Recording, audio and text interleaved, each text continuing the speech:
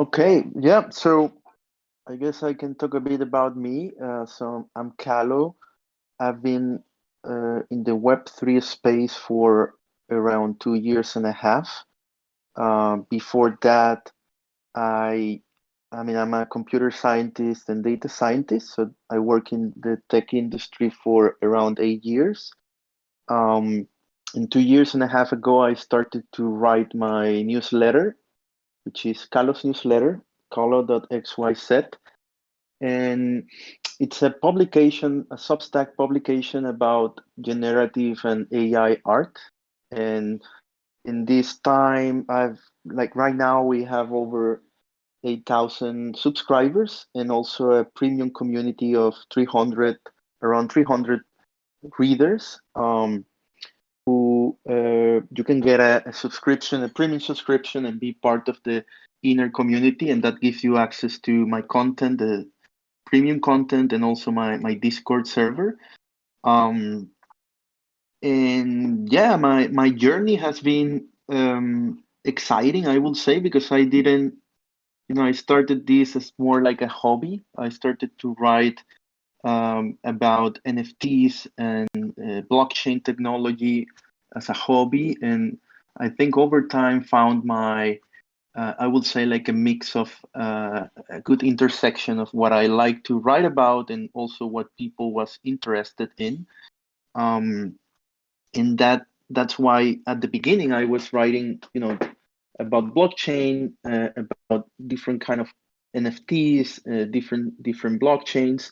But slowly, and I think due to my past interest in technology, I was really interested in generative coded art and AI art, which was at the end of 2021, early 2022. Um, and I decided to focus on that content, right?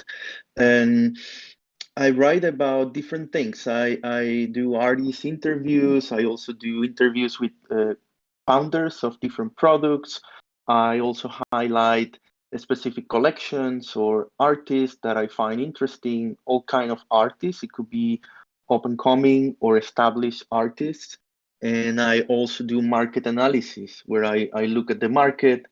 It depends. Sometimes a very specific analysis where I look at the floors, I look at the listings, volume statistics, and other times more global, kind of to understand what are the trends, what are the movements, what are people interested in, what are also artists doing. So what's popular basically. And the goal is more to understand what's happening, right? And also to look back and understand like the history, right? What was happening in 2021, 2022, 2023.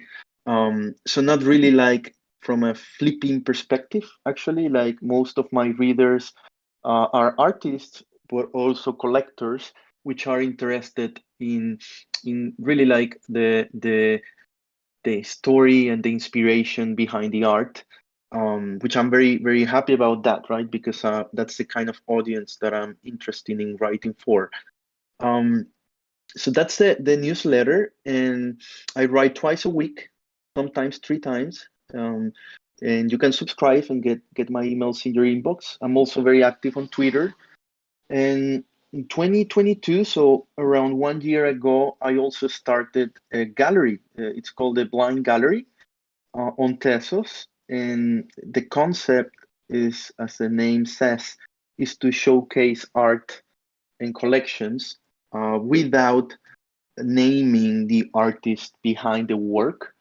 So you can think of focusing on the art and the that specific work of art and not who made it, right? To try to avoid the hype behind the names, which is in the space. I think it's, I wouldn't say a problem, but it's sometimes hard for artists to shine or to get started, right? If they don't have a name that is recognized.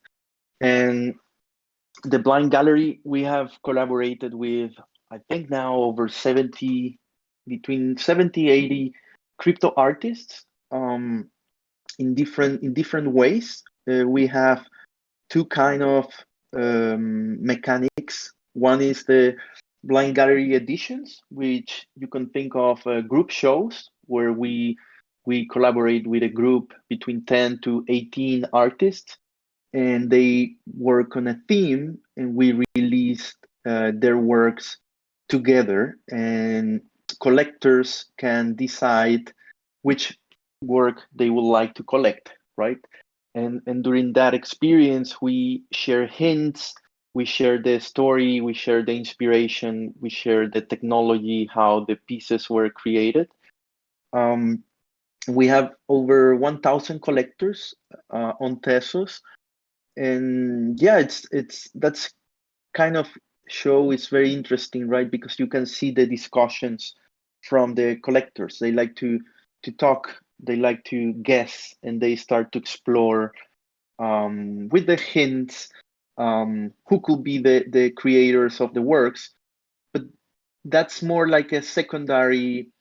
I would say it's not like the main thing for them to discover who it is. It's more to explore, right? And to communicate and exchange ideas with other collectors. And as a side effect, it's a great way to highlight artists, right? Because many collectors start to explore the different marketplaces, the blockchain, the they follow the hints, and it shines a light on many artists, not only the ones that are participating. So I think that's very interesting.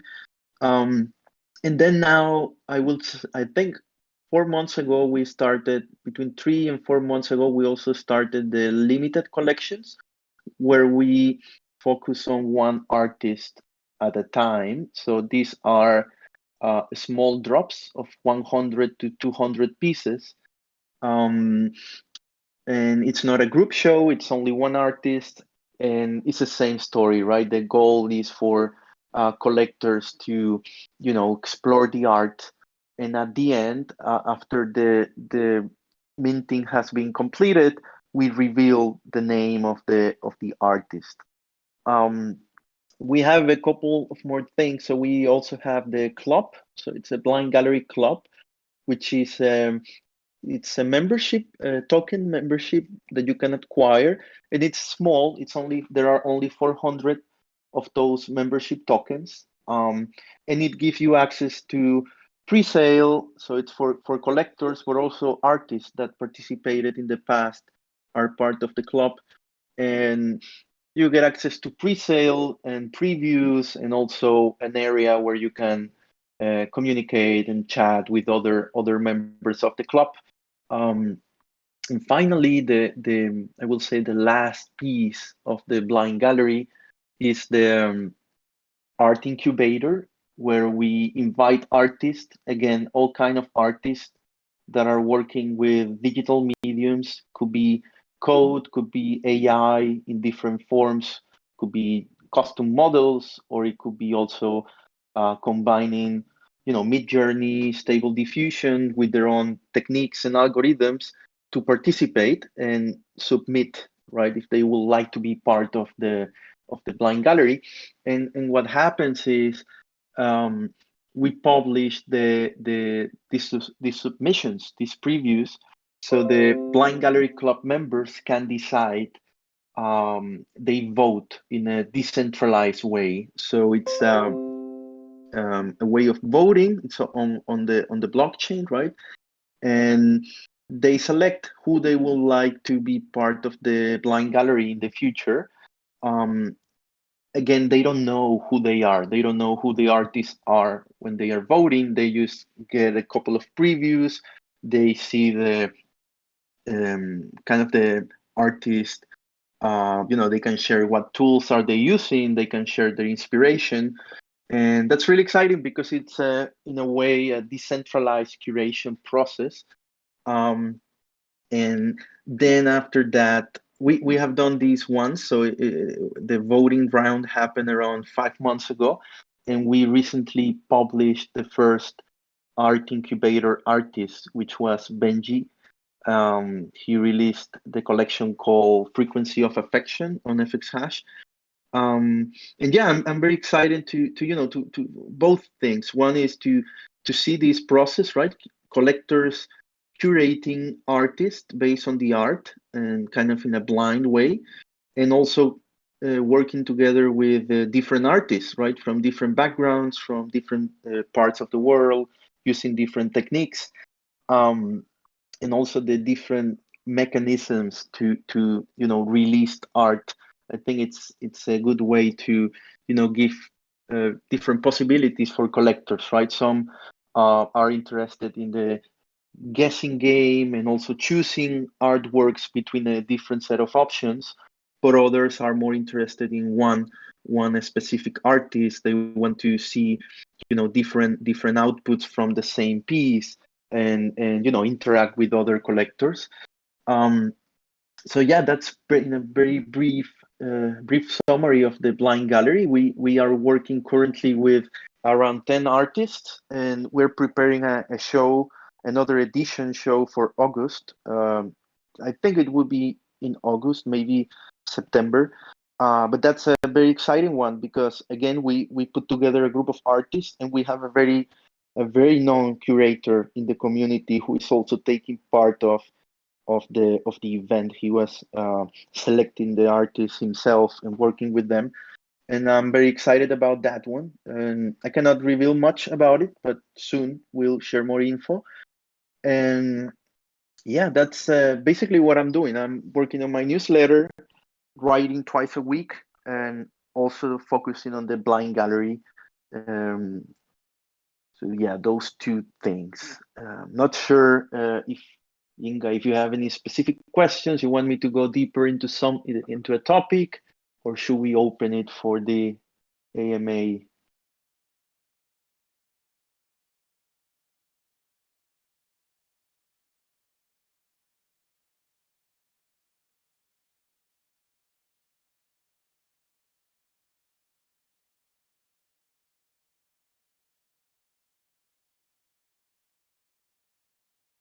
No, yes, I just found it.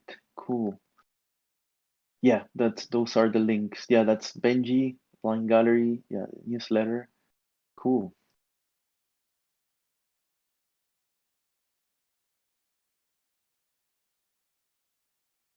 Hello, hello, hello, hello.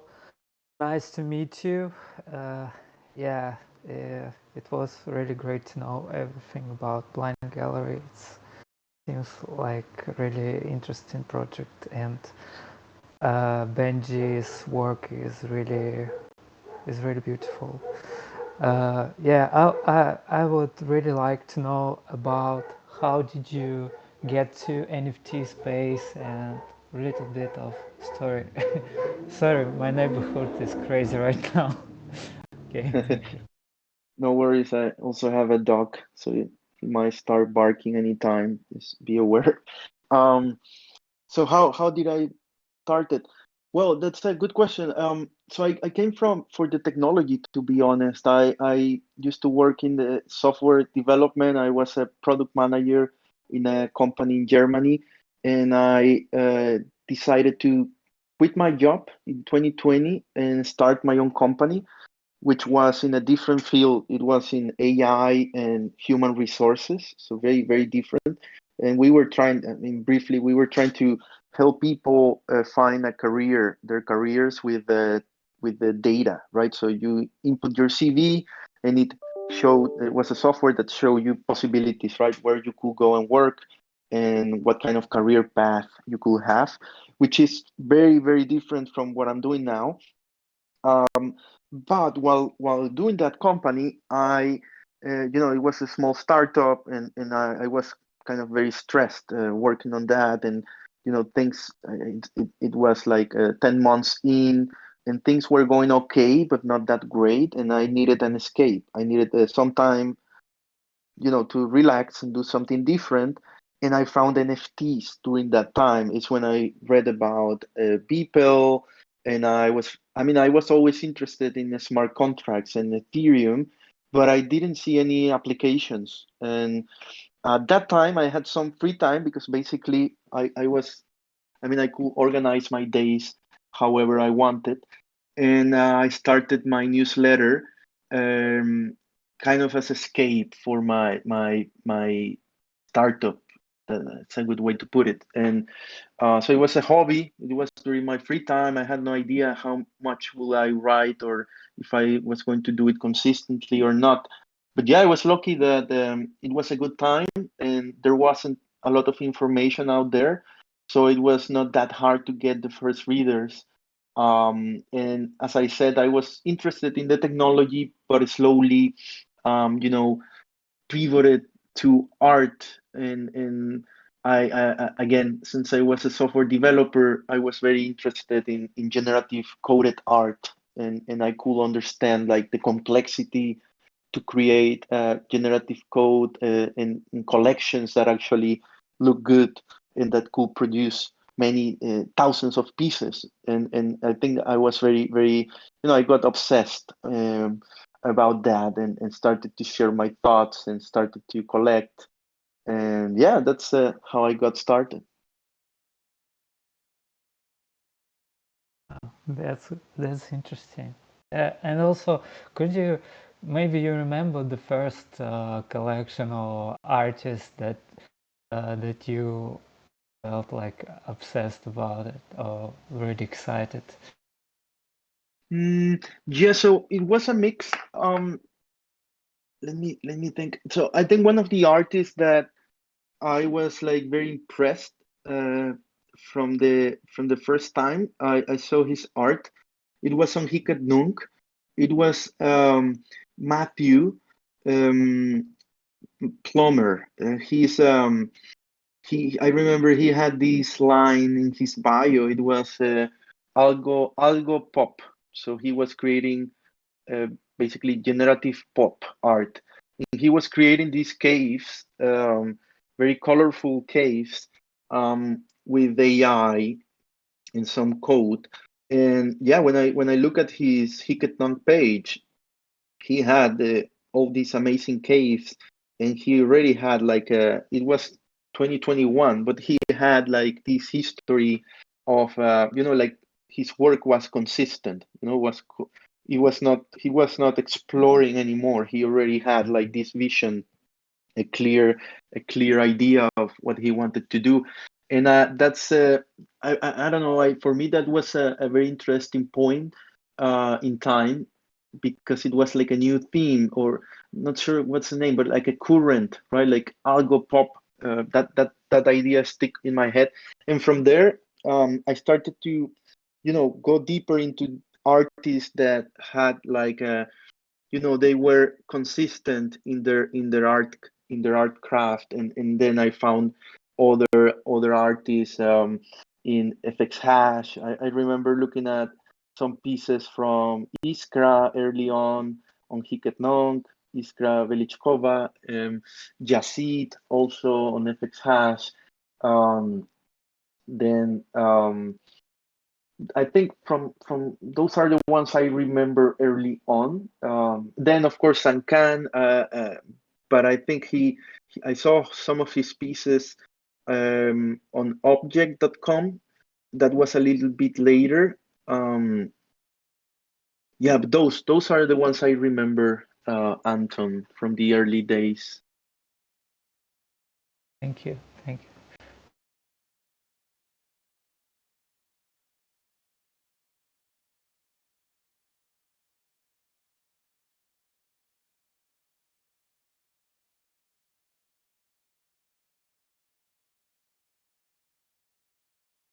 I think there is a question in the chat from Emily. What generative art trends are you seeing that you are really excited about now?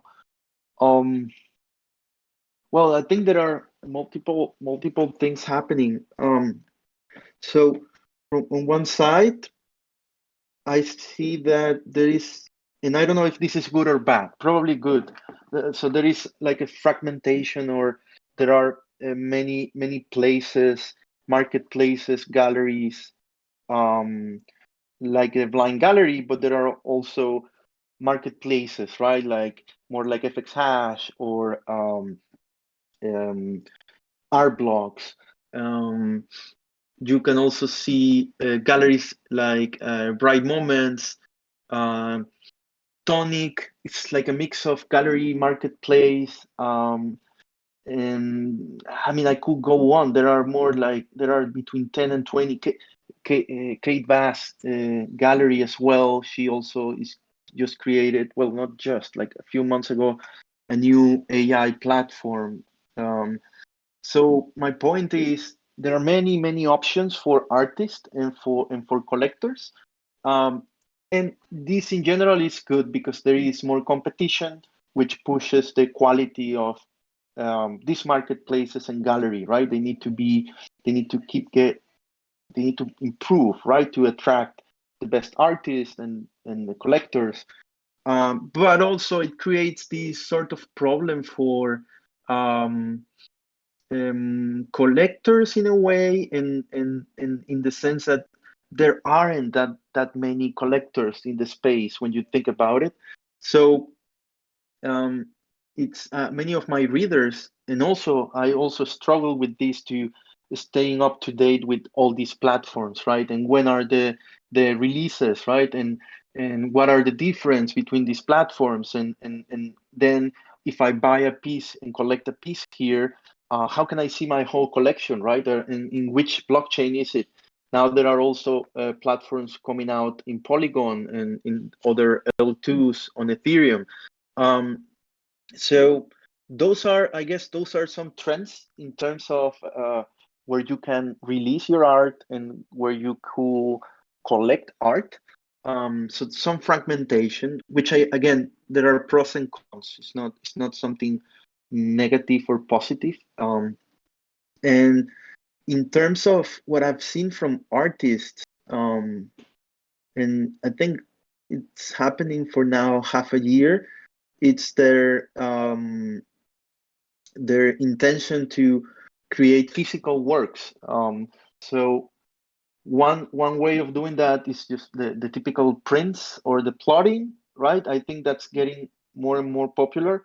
But also, if you look at Sankan, if you look at William Mapan, they have been collaborating with galleries that support them in a way that they can bring their work to the physical world in a very high quality way, right? So either by having super plotters um, that support their work in something that maybe they cannot do alone, or yeah, some sort of very innovative printing techniques, right? Um, and yeah, this is something that I think it's natural, right? Because in a way they already found a home in the digital space, and there are more collectors. Maybe if you think about the traditional art collectors, they are used to physical collecting physically. So I think it's something that we'll see more of that, right? We'll see more artists. That are native in the Web3 space, going more into the physical world.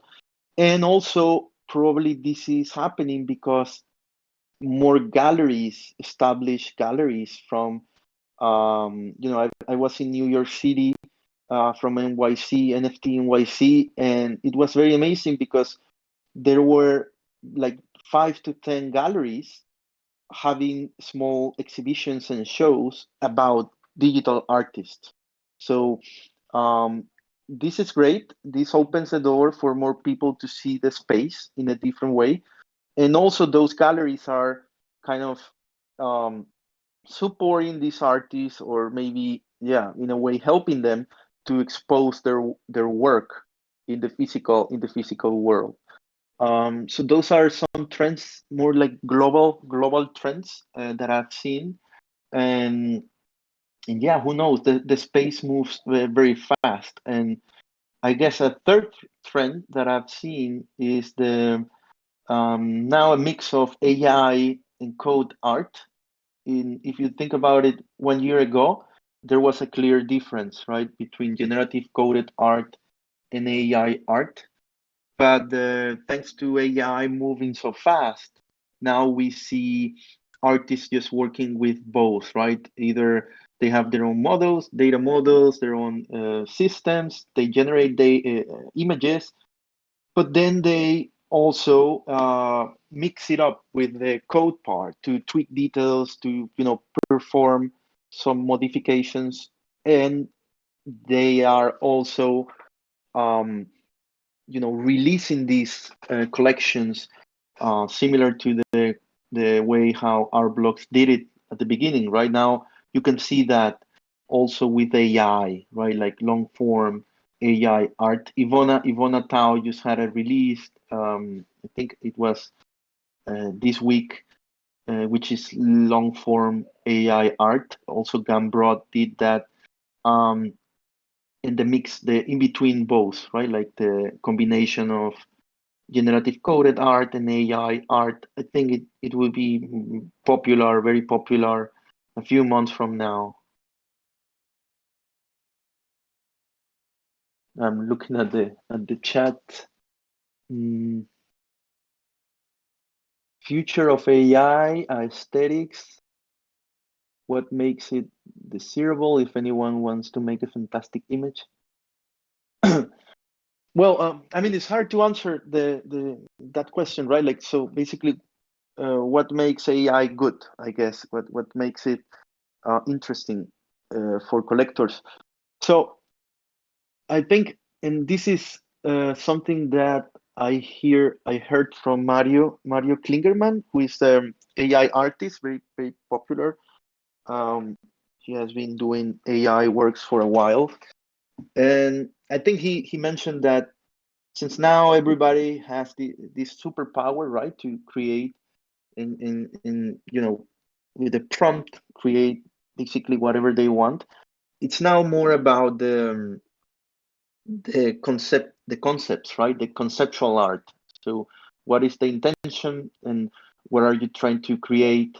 It's not really about it looking fantastic or the high definition or this sort of thing. It's more about the ideas behind it, and then that an artist can repeatedly, first have a style that they can recreate over time, and people can recognize, okay, this is an AI piece, but this is from X or Z, and they can do that over time, right? I think that's not that easy with AI works, right? That you can replicate your style. And then if you can do that, replicate your style, and also you have a clear intention, you have a clear concept, you have, if you can define your art in one sentence or your art practice, um, and do that with AI tools. I think that's what I have read, right? Because there is no clear, not right or wrong. I think that's what in general collectors are looking for. And again, it's very early, right? It's very early. We are in the first year of like AI, like all these tools getting very good, and AI art being something, right? Like being like a movement. So we'll see where it goes. Probably it will split into different themes in different art forms. Also, I was reading um, Artist Life by Jerry Saltz, and he mentioned there's some things, but he also said that for AI art to be taken seriously, there needs to be a specific words, a specific names, a specific, definitions about the movement, and that's not there yet, right? There are not like these concepts, these definitions, these different currents, because it's still very early, right, in the AI art movement. But yeah, that's what I've seen. That's what I have read. But yeah, there is no right or wrong when it comes to AI art at the moment, at least. Um, Emily says she was talking with an architect. Yeah.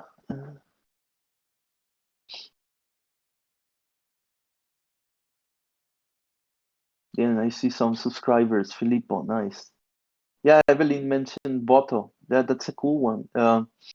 Not sure if you have seen Boto. That's from so Mario Klingerman, who I mentioned. He's basically the one that it's um, the only one that can make changes and updates to their model.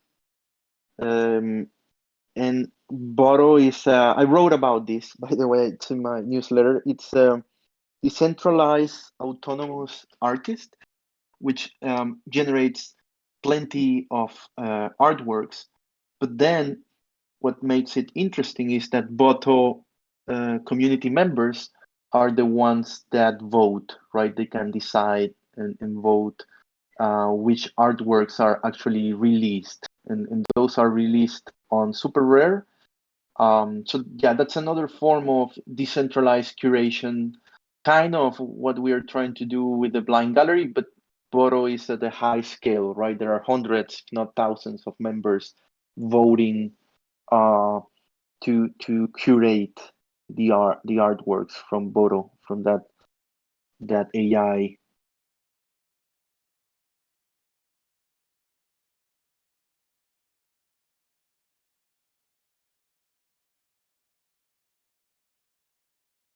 I I put my coding stuff to AI.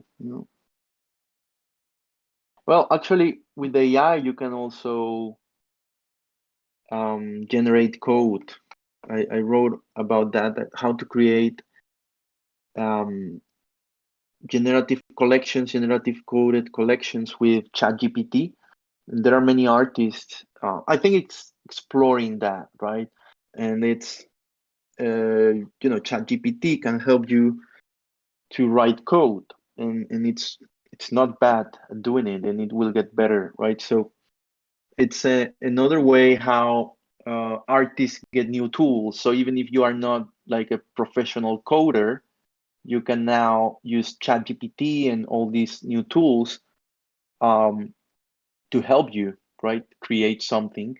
Um, and again, it comes back to the story, the intention, that you can replicate the style. I think that's the critical part of AI for an artist and for collectors as well.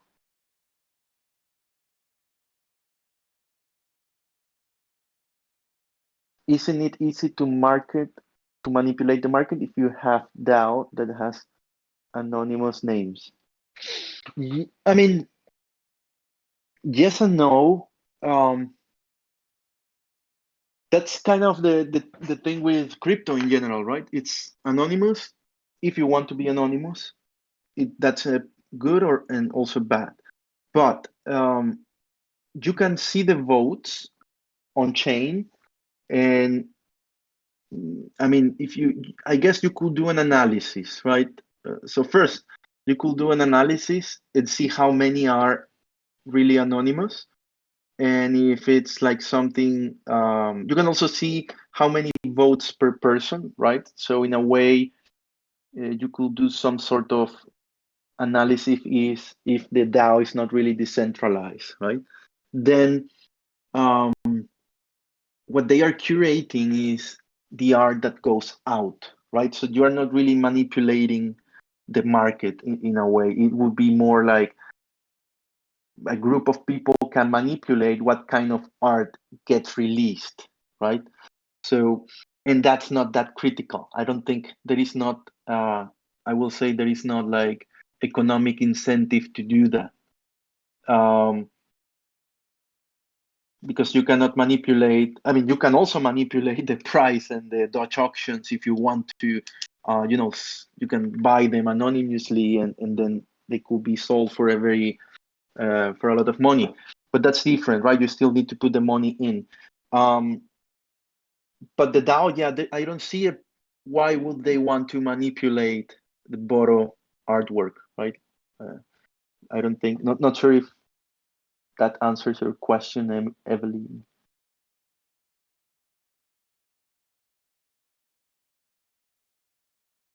Okay, so Carolina, how do new artists get noticed and get coverage in Web3 press, like your newsletter?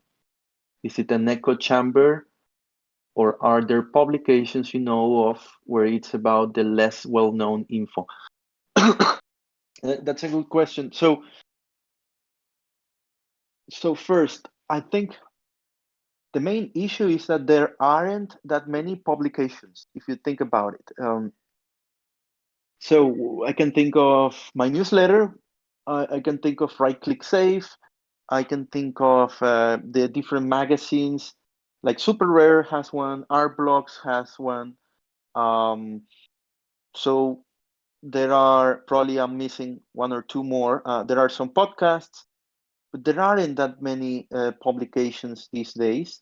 Then you have the big brands coming into the space like Sotheby's, Christie's, which of course all of those are not all, but Christie's, Sotheby's, Super Rare, Art Blocks, they are releasing works, right? So they will cover the artists that they are releasing, and they are also interested in the high price, right? Like the blue chips are the ones that are already established because they want to sell for a high value.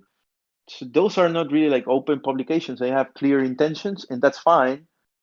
They are writing and sharing the artists that they are selling, which is okay.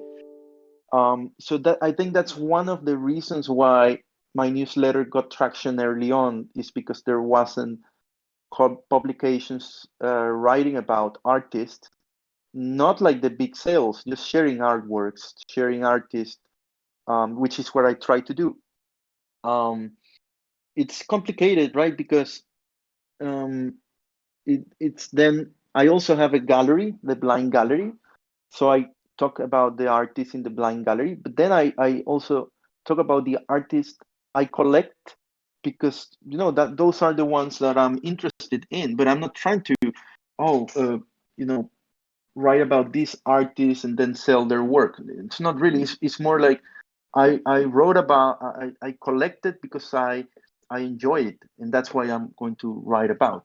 So it's really on me. It's a like an independent publication. It's just my taste, and that's what I'm sharing.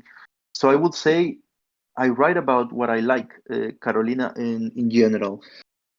I don't know if there are other sources like that. I haven't seen that, or at least that have gained like a decent amount of traction. And that's from a publication side, right? But if you think about the for artists, so what can you do to get press, to get people talking about what you do? And the way I see it, for example, many times, I mean, for me to discover an artist, I need to see his work or her work. And in a way, how can I do that? So I go to exhibitions, I go to like the shows. Active on Twitter, active on my newsletter. So I guess for an artist, you could try to find these people that are curators that have some sort of that expose artists in a way or another, and try to understand where they are, right? And then try to be seen. But besides that, I don't think there is another mechanism. I mean, besides your art being interesting for collectors. But yeah, I don't think there is like a way besides being active, sharing your work, going to shows, try to get exposure. And it's not easy. I understand it's not easy. But there is not like a step-by-step guide. I don't think so.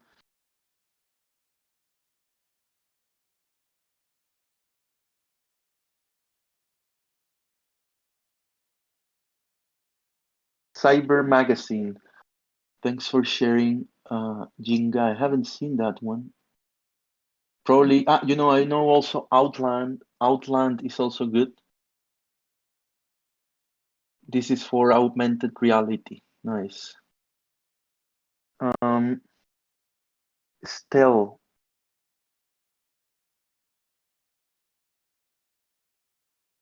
Nice. So the question is if NFTs were my first incursion in the art world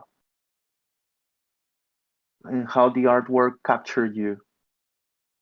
Yeah, no, that's a good question still. Yeah, I will say, look, I don't have any background in arts, to be honest. I did enjoy writing from a young age. I I I'm an engineer, so I was more into math and computers and programming. But I did enjoy writing from a young age. I remember writing when I was 6, 7 years old. Um, I got my parents had the first desktop computer.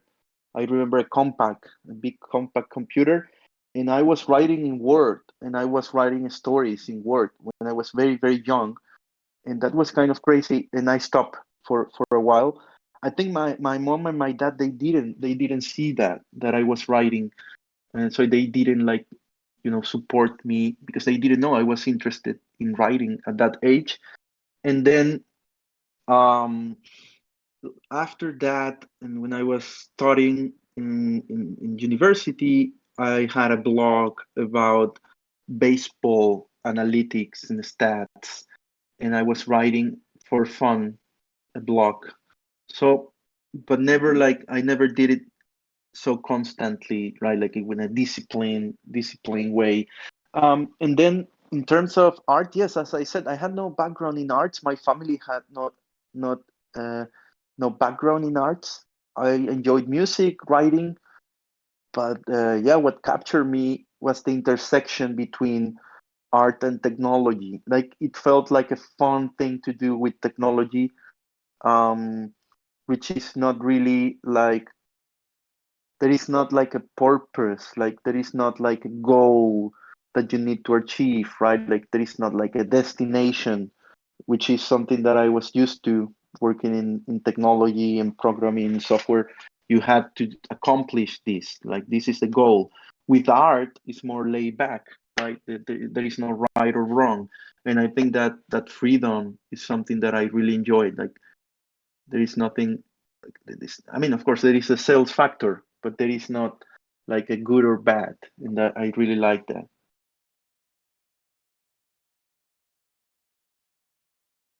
Ivan, what do you look for when you are scouting or looking for new artists for your collection or gallery? Any preferences?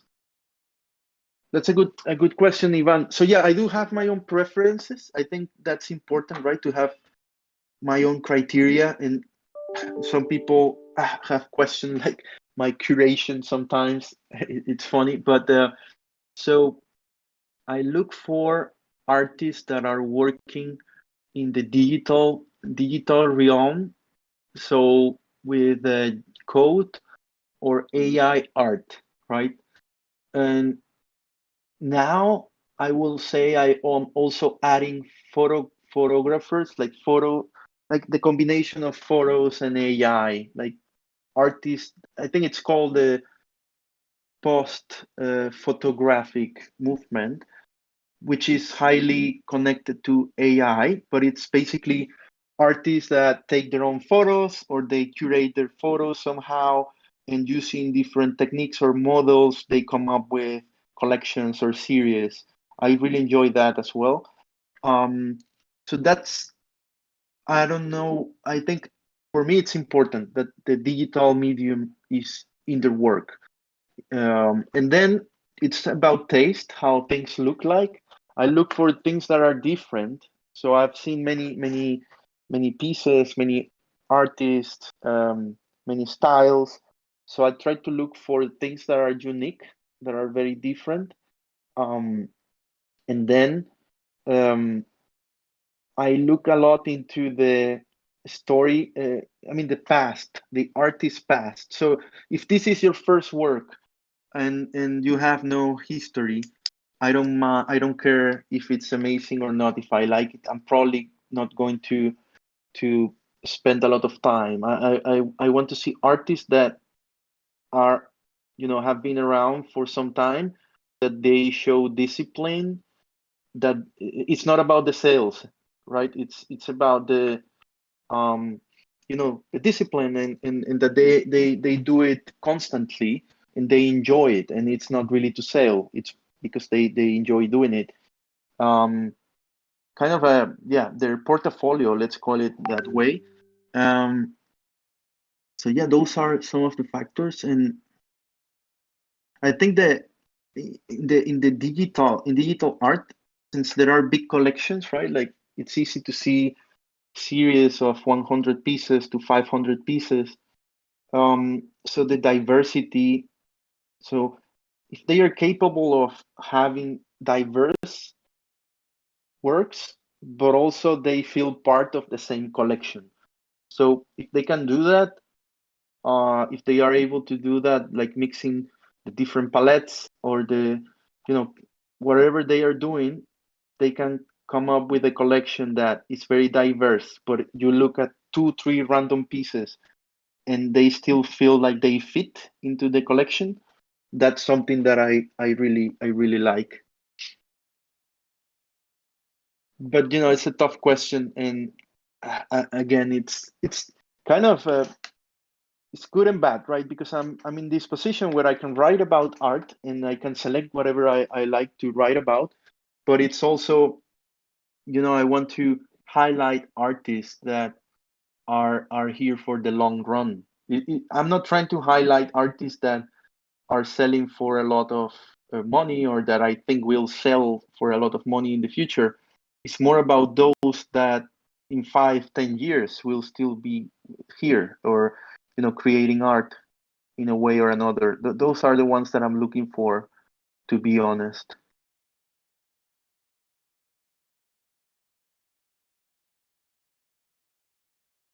Emily, you mentioned that you are drawn to consistency.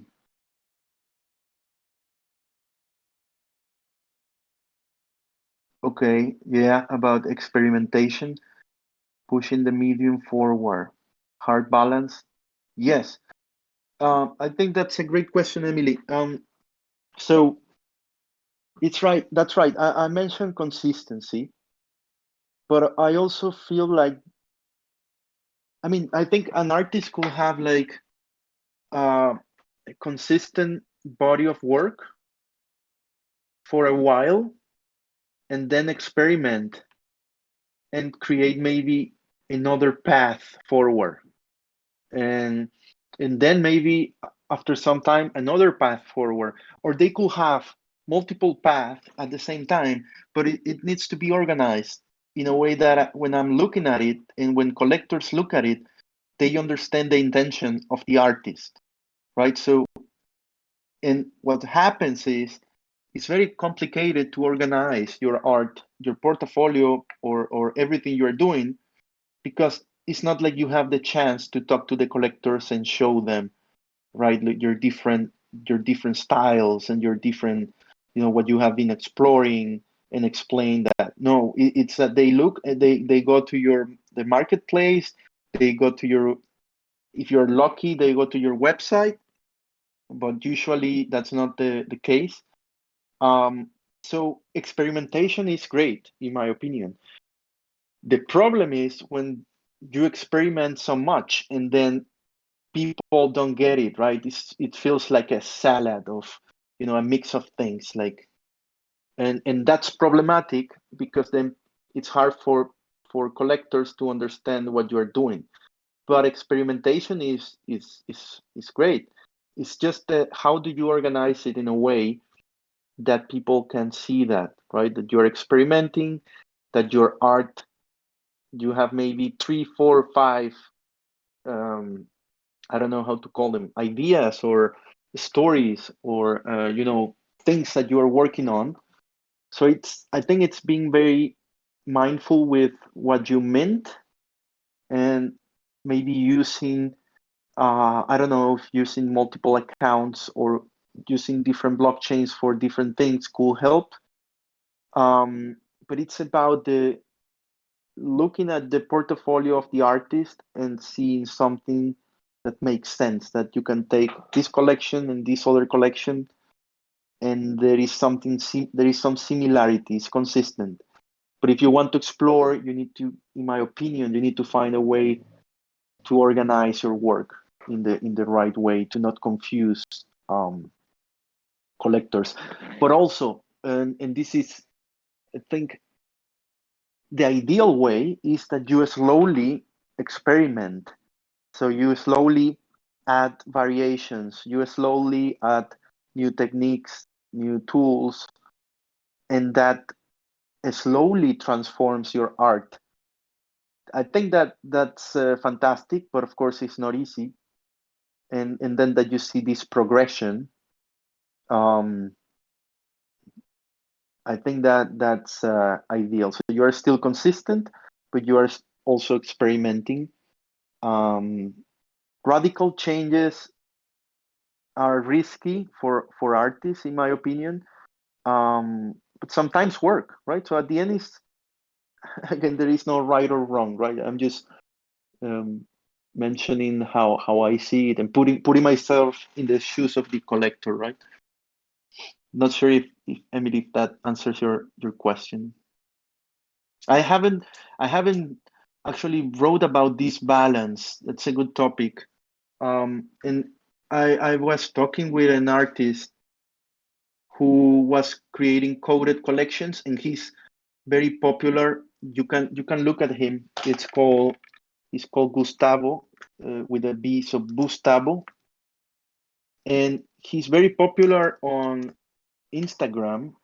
He creates a lot of plots. He plots a lot.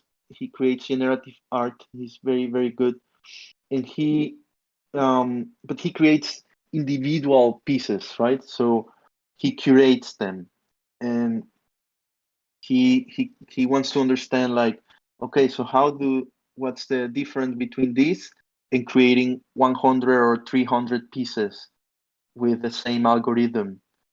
And that definition, that concept of the diversity, is something that he didn't really get, because also he wanted to use white and black colors only, for example.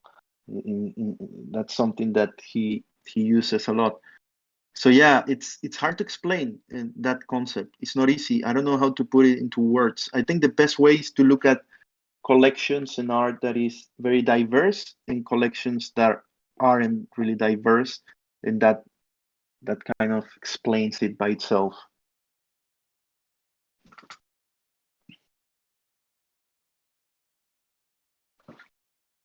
Uh, I would like uh, maybe to hear your opinion about collectors, because uh, it feels like you have a great experience in communicating with them. So for me, it's a big mystery why collectors own this space. How do they decide to uh, collect one work or another? What do they do with these works, and why, for example, somebody would like to collect some, what are the criteria, and why do you think collectors buy the artwork in this space? Thanks. Mm, Yeah, I mean, that's a great question, and it's hard to answer. I think collectors, I will say there are different kind of collectors, right? There is not only one kind. So I'll try to, talk about the different kinds that I've seen. So one is the ones that want to make money, right? Clearly, and they have a lot of money, so they buy in batches, and they don't care. They can buy thousands of dollars per day. In the big ones, maybe have millions. Um, Usually, they operate in funds or with groups of other collectors, and when they come up together, they can really move the markets, right? But big, I will say, like, a big percentage of those are more interested in, you know, selling those pieces at some point and making a profit. Um, So those are more like investors in a way, right? Then there are other collectors that also have a lot of resources, and they are true collectors. They are not really looking to make a profit. Those are very rare, to be honest. And in my opinion, those are hard to spot, hard to find, and ideally we'll get more of those, right? Like collectors that have a lot of resources and they really love art and they collect because they like it, but those are rare. And then you have other kind of collectors that are also trying to make a profit, and but they just don't have that many resources. So um, that's another group. And you have then another group, and that's maybe where I fit. It's I collect what I like. I don't have a lot of resources, right? So I try to look for, and I think that helps me for my newsletter, right? Because I'm looking at a price range where it's between $200, $300, below $300.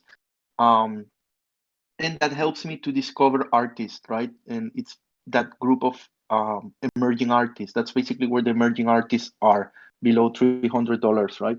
Price range, more or less.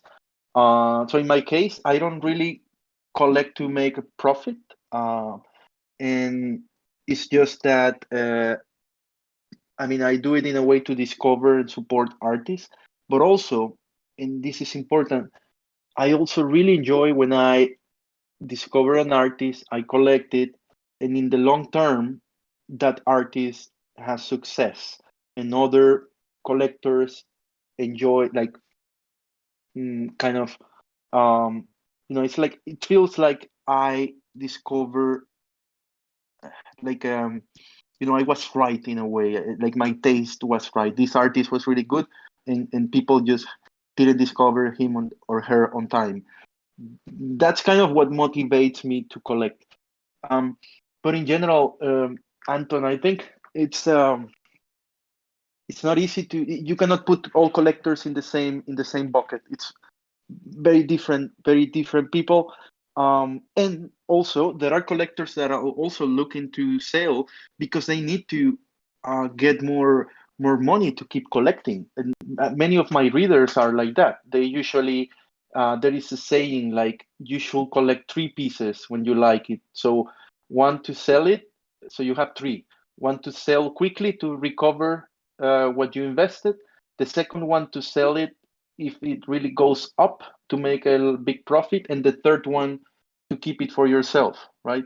And that's, I think, probably most of the collectors fit into that description. They still are looking to sell, but most of the time to keep collecting.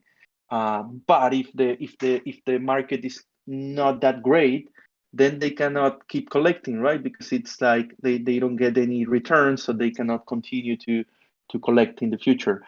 But yeah, there are many buckets, Anton, and you shouldn't think of collectors as one kind of person. There are many, and there are groups, and there are funds, and there are DAOs, and it's a complex world.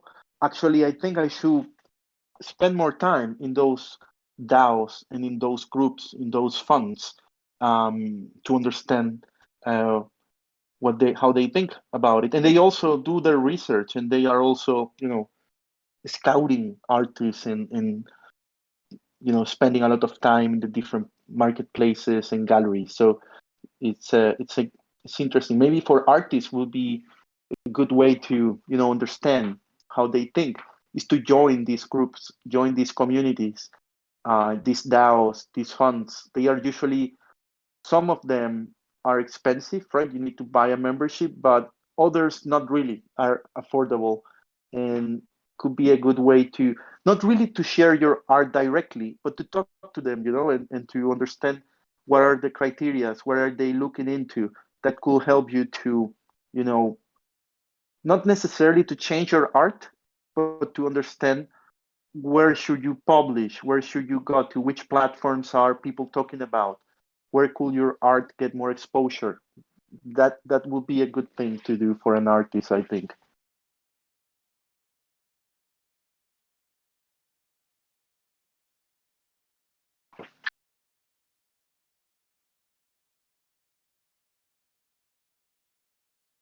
Yeah, I see Pavel. Yeah, some people do two, some people do three, depending on the price. Sometimes you cannot do three at once, or they just aren't available.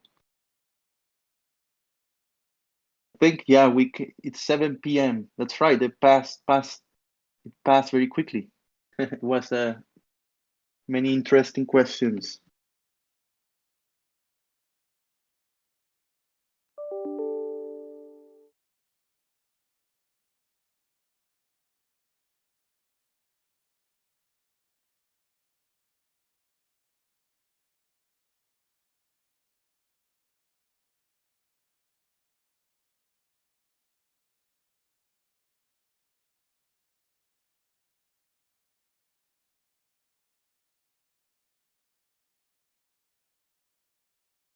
Maybe one question, you can write it in the comments. We don't need to, doesn't need to be now, maybe after the session, but if you have any topics as an artist that you are interested in, would love to know, right? Because that's I usually ask my community what topics they are interested in, and that's the best way to also for me to research, right? So if you have topic ideas, let me know. Always looking for new ideas to write about.